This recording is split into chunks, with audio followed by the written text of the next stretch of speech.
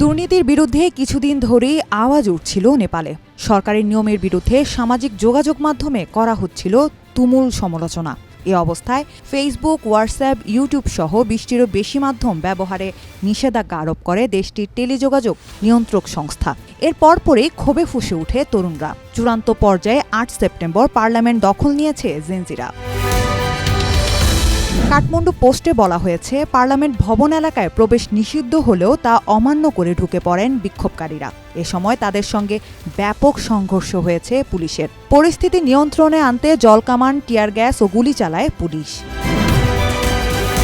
বিক্ষোভকারী পুলিশ সংঘর্ষে নিহত হয়েছেন অন্তত ১৪ জন, আহত কয়েক ডজন। স্থানীয় সিভিল হাসপাতালের নির্বাহী পরিচালক মোহন চন্দ্র রেগ্মি এ তথ্য নিশ্চিত করেছেন। সহিংসতার পর রাজধানী কাঠমান্ডুর বিভিন্ন এলাকায় কারফিউ জারি করেছে স্থানীয় প্রশাসন।